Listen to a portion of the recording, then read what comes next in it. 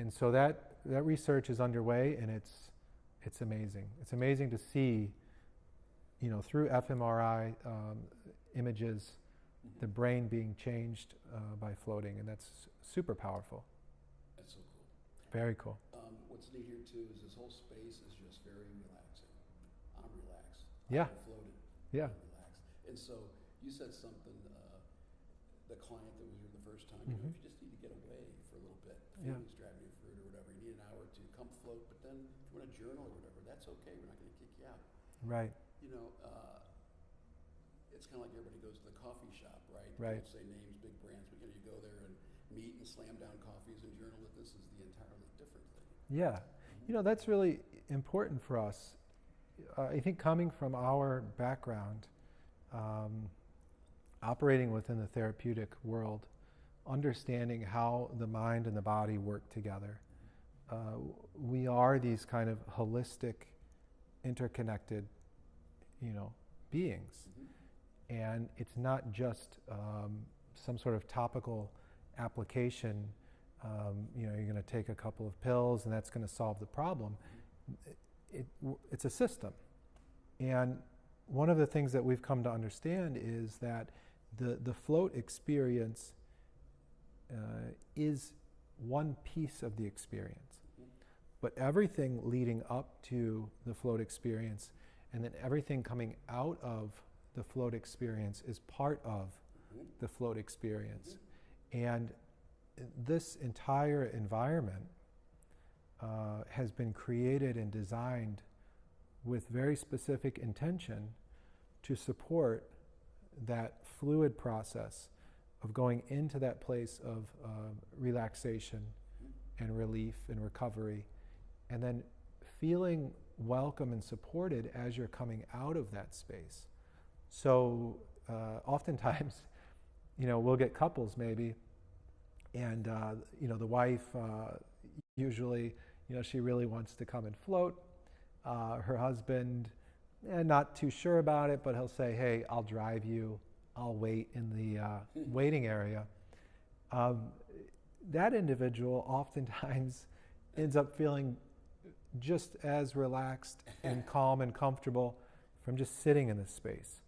So we're here as not just as a business that's offering a float service that's very transactional, but what we're interested in doing is creating an experience for people within a community to come and find healing and relief.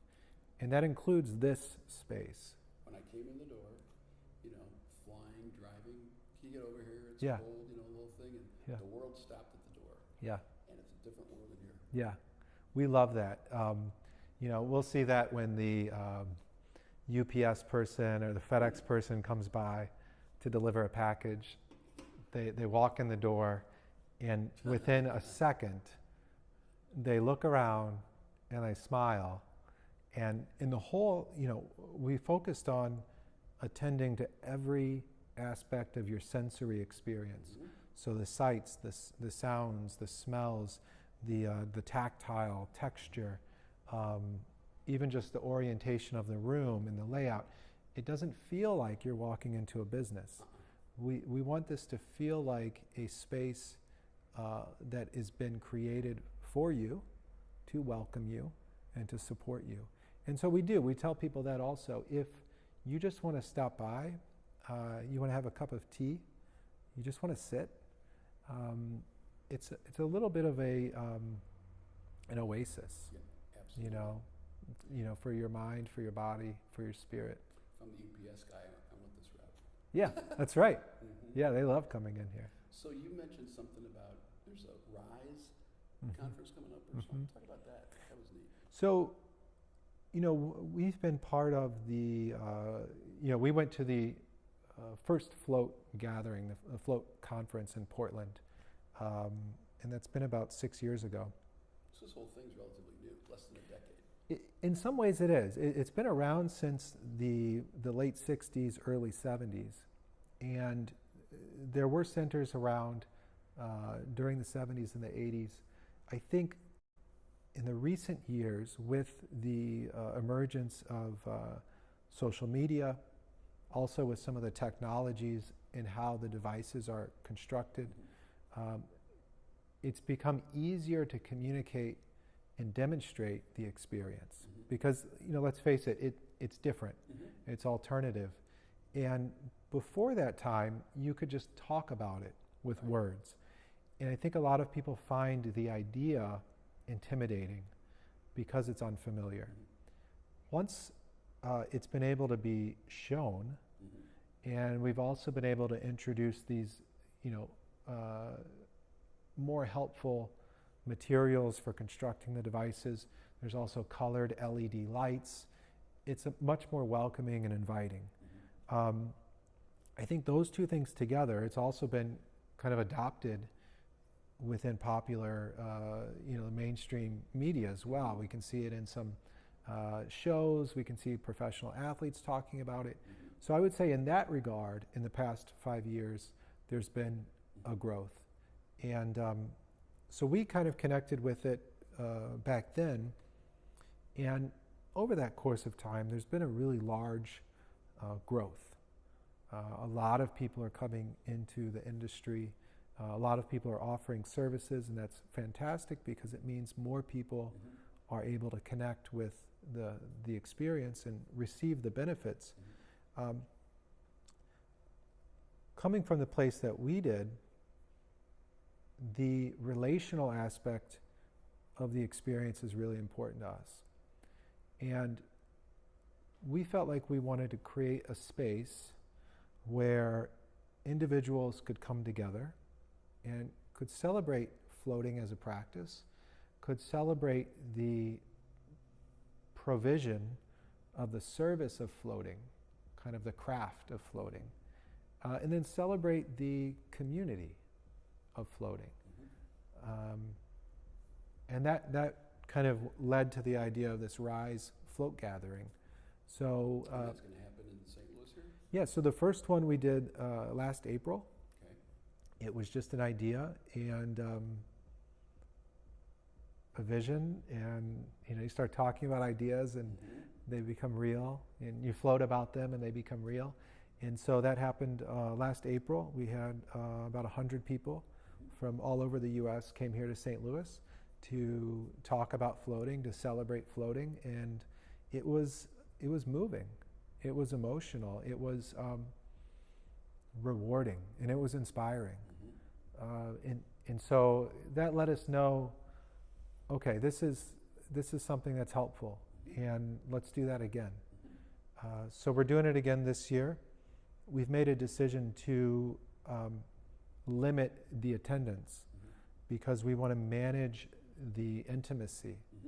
We want to make sure that we can hold on to that really, gooey nectar of personal connection and focus on that. We want to create a space to tell stories, to have conversations, to introduce people, to create relationships, all of the things that are needed for really solidifying community. And that's going to be our focus going forward with that. So it's a lot of fun. It's a lot of work, but we've put a lot of focus at Float STL into creating and developing and cultivating our own community internally, so our own tribe. And we have some of the most amazing people, most talented people, inspiring people here that are working with us. And I feel like we can do anything with their support. So our team here is just fantastic. We're so blessed. And so this conference, there's only a couple in the country, right? So Yeah, so there's the original conference that started in Portland, and that's the one that we went to, and we took so much from that experience. We go there every year. We wouldn't miss it. They're kind of like the modern day, developers and guides for the float industry. And what we're trying to do is just create a small little pocket of goodness around the values that we find important. So what would you say to somebody seeing this, that they've heard about Float STL, or they talk to somebody, or it might not be for me, or, Mhm. you know, what would you say to somebody? I would say, you know, what's important to remember is everybody's experience is different. And everybody might find different benefit and value in the experience. So there's a potential for floating to provide benefit and service to anyone. Whether you're looking for something in the area of physical relief, whether you're looking for something in the area of emotional relief or support, whether you're looking for something in the area of mental, supporting your creative process, supporting yourself with sleep, it's not as narrow of a focus as I think a lot of people take it to be. You know, we have women coming in floating during their pregnancy. We have professional St. Louis athletes coming in to improve their performance. We have medical students coming in the day before they take their MCATs. You know, we have teenagers coming in to help them deal with anxiety around, you know, going through adolescence in that age. It's across the board. So I would just recommend people to come in and experience it, and then from that personal experience, you can have an understanding of what you think about it. But it's the most powerful thing I've ever experienced, and I've been living in that world of growth, development, and healing for a long time. So it's changing lives every day, and I think it's just a matter of time until it gains a more broad audience as we understand what's happening internally. What's the best way to find out about you online, Facebook? You know, there's a couple different ways. We're on social media, Facebook and Instagram at Floating STL. And then our website, it's a fantastic site. It has a lot of great information on it. It's floatingstl.com.